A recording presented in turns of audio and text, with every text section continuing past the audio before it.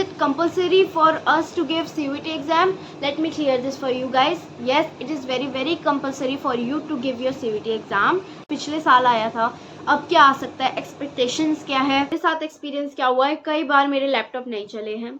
Hey guys, what's up? Welcome back to the channel. This is Janvi and you're watching Janvi Diaries. Hope you are good.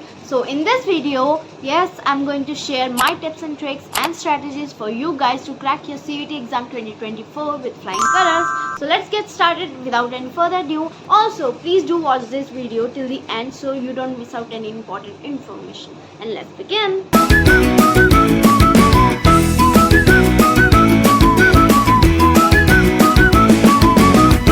Okay, so first let's understand what is CUET. So CUET stands for Common University Entrance Test. Many of you have asked me in my comment section and in my DMs like, is it compulsory for us to give CUET exam? Let me clear this for you guys. Yes, it is very compulsory for you to give your CUET exam, as it's the only entrance test which will give you your dream college. And to get admission in your dream college, yes, you have to give this exam. And talking about which universities are going to take this exam, along with you, GNU, BHU, IP and many other universities are going to take this as well.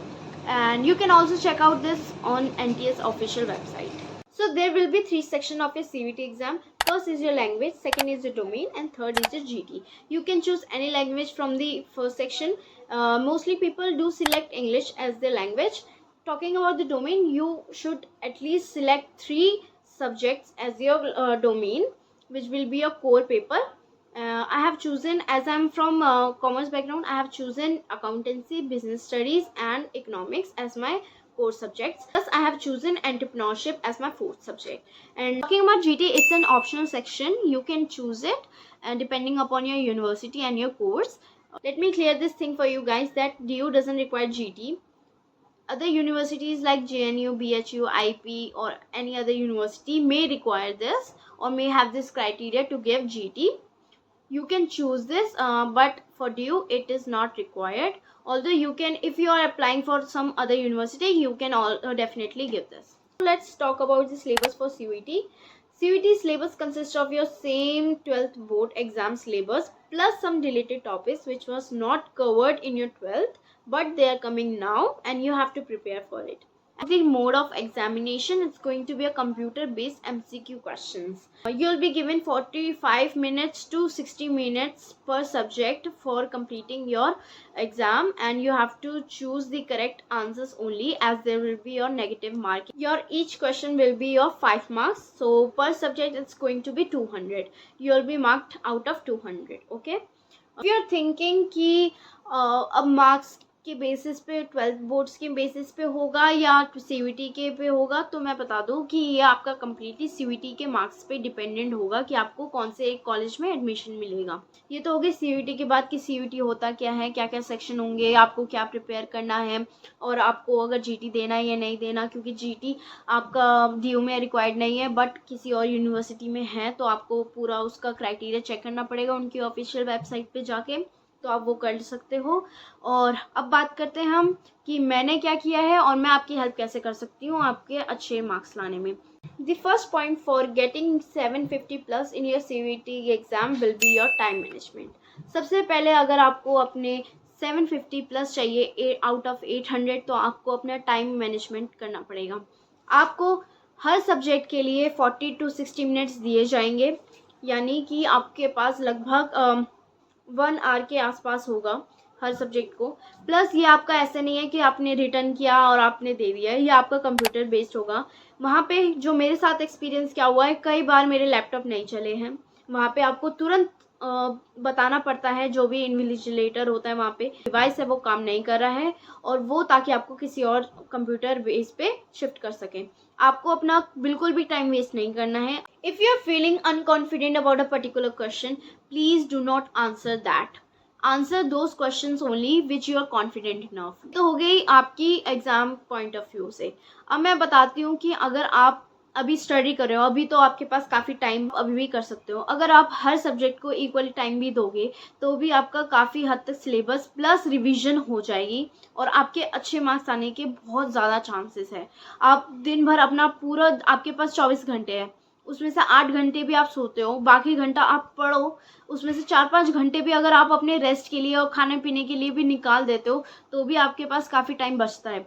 आप उस time को बिल्कुल भी waste ना करो, उसको utilise करो, हर एक तरीके से यूटिलाइज़ करो, हर सब्जेक्ट पे अपने फोकस करो, चाहे उसके की पॉइंट्स हो गए, चाहे उसके fill in the blanks, main जो टॉपिक्स है उससे रिलेटेड कुछ भी पूछ लिया जाए आपको पता होना चाहिए। आपको अपना हर सब्जेक्ट मैनेज करना चाहिए। But if I am talking about CVT, please give more focus on English and GT. I'm talking about these two subject, particular subject, because their syllabus is huge. Not talking about a particular class or something. There is no particular syllabus for that. You have to give more time on these two subjects. अगर मैं English की बात करूँ तो सबसे ज़्यादा आप synonyms, antonyms, unseen passage, इन सब पे ज़्यादा फोकस करना इंग्लिश की प्रिपरेशन के लिए। अगर ये आप कर लेते हो आपका अच्छा खासा सिलेबस आपका कवर हो जाएगा, जितनी प्रैक्टिस आप कर सकते हो।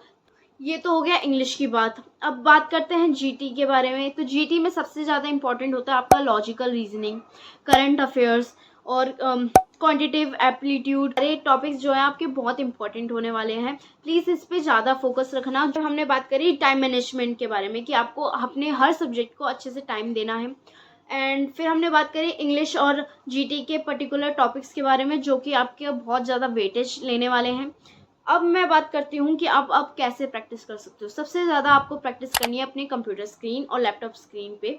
आपको ये नहीं कि आपने हैंड रिटन कर लिया, मोबाइल से फ़ोन चला रहे हो, टाइम वेस्ट करो, नहीं। आपको एग्जैक्ट अपना टाइमर रखना है, कंप्यूटर खोलना है। जैसे जो मॉक टेस्ट सीरीज़ आती होंगी गूगल क्रोम पे अवेलेबल होगा, यूट्यूब पे काफ़ी यूट्यूबर्स आपके निकाल रहे होंगे, मॉक टेस्ट सीरीज़ निकाल रहे होंगे।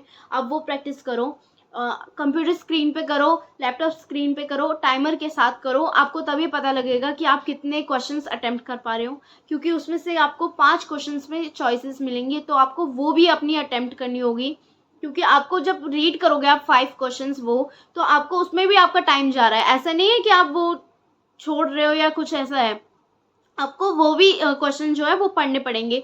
तो आपको अपनी स्पीड इतनी रखनी है कि आप वो भी छोड़ सको और अब जो बाकी के सारे आंसर्स हैं वो भी सही हों आपके।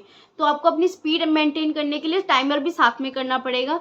अभी जो टाइम है वो मोर देन सफिशिएंट है कि आप अपना टाइमर लगा के अपने अच्छे मार्क्स आराम से ला सकते हो। And third point will be like practice more and more MCQ series and mock test paper and attend many lives as you can from YouTube, because it's gonna help you a lot. जितना material आपका YouTube पे available है उतना आपका किसी book पे नहीं होगा। ऑफ कोर्स YouTube पे बहुत अच्छा पढ़ाते हैं और आपको बहुत हेल्प करेंगे, आपको इंसाइट्स देंगे कि जो पिछले साल आया था अब क्या आ सकता है, एक्सपेक्टेशंस क्या है और इस बार का पैटर्न क्या होने वाला है, कौन से टॉपिक से सबसे ज़्यादा क्वेश्चंस आने वाले हैं। तो ये आपको बहुत हेल्प करने वाला है। तो प्लीज़ जितना हो सके आप YouTube से पढ़ाई करो, साथ में कोई एक बुक ले लो, जैसे मैंने अपने पिछली वीडियो में बताया था। कोई एक बुक ले लो जिसमें आपके सारे टॉपिक्स कवर हो, मतलब कि आपके सारे सब्जेक्ट्स कवर हो।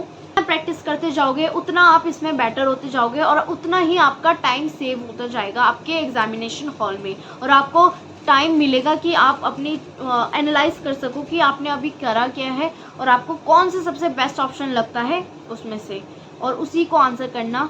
जिसमें आपको डाउट है प्लीज़ उसको आंसर मत करना बिल्कुल भी, क्योंकि आपके उससे 0 मार्क्स तो लगेंगे ही लगेंगे, साथ में आपका नेगेटिव मार्किंग भी होगी। And now I am gonna share कि मैंने कौन सी बुक यूज़ करी थी अपने CVT एग्ज़ाम देते वक्त। So it's from Kiran Publications, Kiran Institute of Career.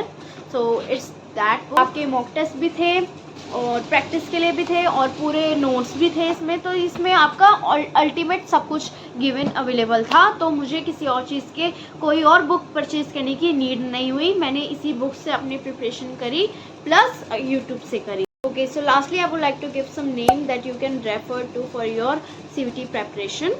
First will be your Gokul Chhabra for your GT and overall business studies, economics, accountancy. Second will be your CVT Adda 24/7.